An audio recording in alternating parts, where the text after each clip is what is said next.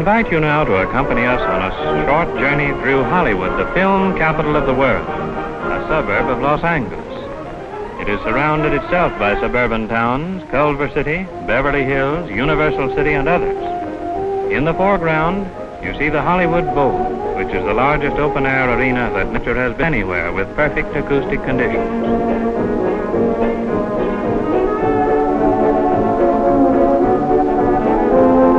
The Hollywood Bowl has a seating capacity of 25,000 people.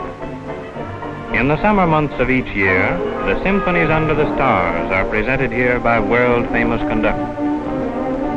How the people live in Hollywood, either in bungalows or apartment houses, we show you next. The California bungalows and apartments are provided with all the latest conveniences, the most modern found anywhere.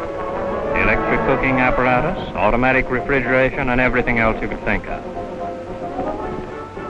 As for the style of architecture, we find the Spanish prevailing, but we also find many other types, as you will see in various portions of the city.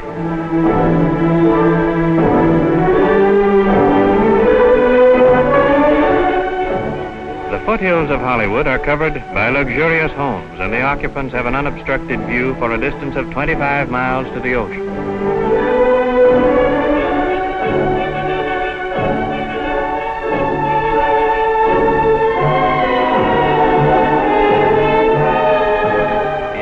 To the usual Spanish style prevailing in this region, we also find Old English, French, German, and other periods of architecture, intermixed with the famous palm trees of California.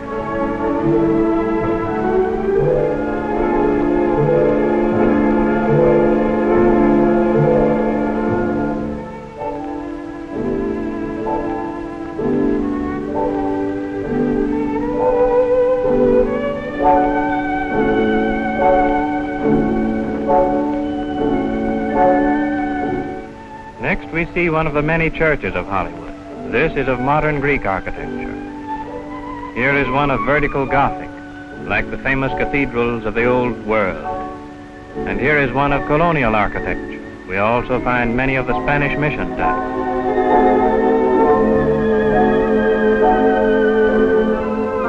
Here we see the Hollywood Chamber of Commerce building with an architectural style all its own.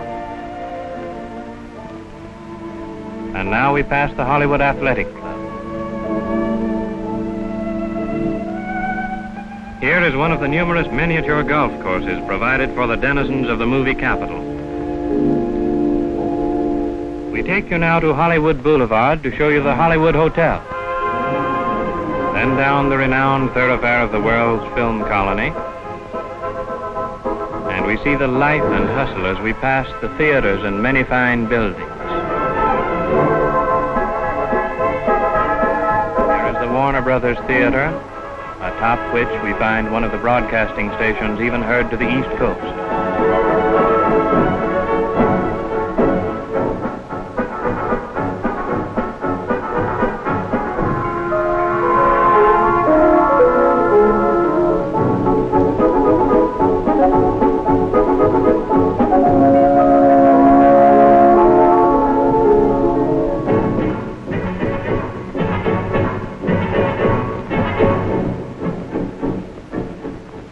Now we see the famous Lemley Corner on Vine Street and Hollywood Boulevard, for which $1 million has been refused.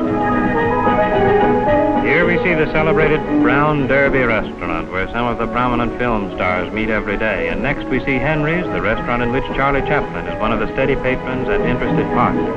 The owner is one of his oldest and most trusted friends. Next we go to the main building of the American Legion in Hollywood and admire its modernistic style.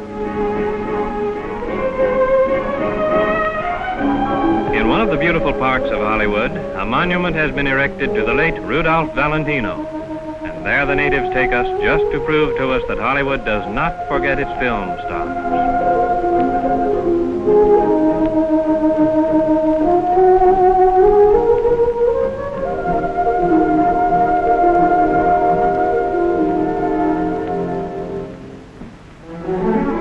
This young lady shows you one of the latest things in evening attire.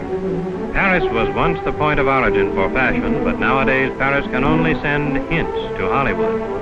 For the rest of the continent looks to the motion picture screen for real information about clothes.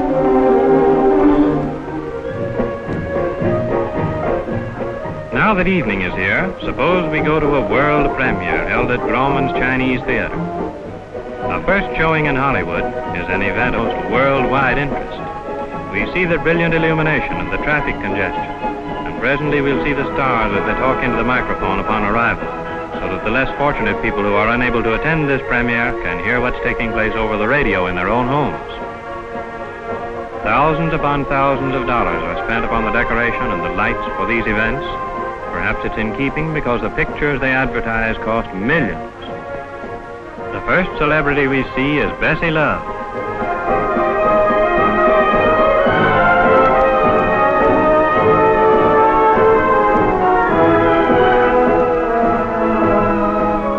Then Sally O'Neill,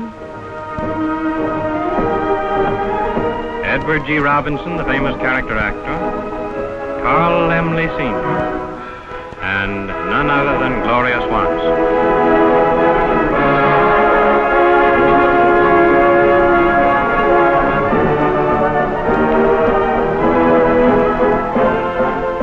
At this premiere, there are no passes to be had, and everybody attending must pay the price of $5 per ticket. Everybody who is anybody is here, and the gorgeous display of clothes is enough in itself to warrant attendance.